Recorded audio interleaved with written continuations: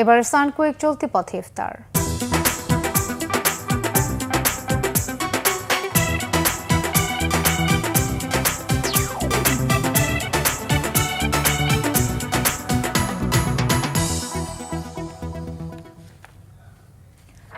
দক্ষিণাঞ্চলের মানুষদের গন্তব্যে পৌঁছাতে নদীপথের যাত্রীদের ভরসা সদরঘাট লঞ্চঘাট।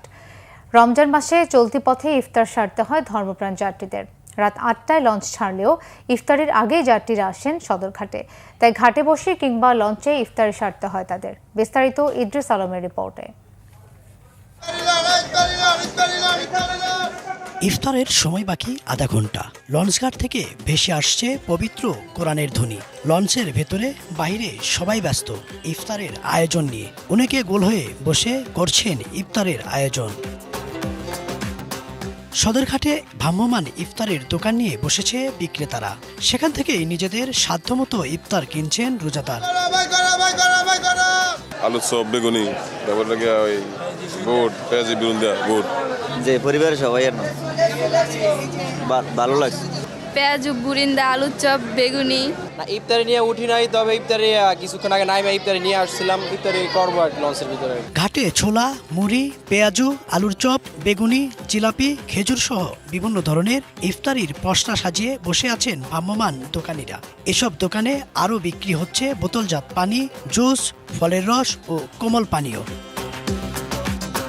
এছাড়াও লঞ্চগুলোর ভেতরে ঢুকে হকাররা বিক্রি করছেন হরেক রকমের ইফতারি। দূরপাল্লার লঞ্চগুলোর বেশিরভাগই ছেড়ে যায় সন্ধ্যার পর রাত ৮টায়। তবে দুপুর থেকেই আসতে শুরু করেন যাত্রীরা। এ কারণে যাত্রীদের অনেকেই বাসা থেকে ইফতারের প্রস্তুতিও নিয়ে আসেন সদরঘাটে। সেগুলোতেই সারেন ইফতার। যাত্রী কিনারতে আসে, কেউ বাসাতে নিয়ে আসে।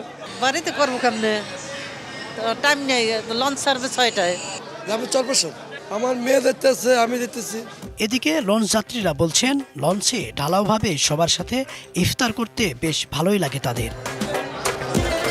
যাবো ভোলার চরপেশন, খুব ভালো লাগছে। অনেক লোক এই যে ইফতারি টাইম সকালে একসাথে বসছি, অনেক মজা হইতেছে, অনেক সুন্দর লাগতেছে। লঞ্চে অনেক যাত্রীরা আছে, সকলে ইফতারি নিয়ে বসে আছে এই মুহূর্তে।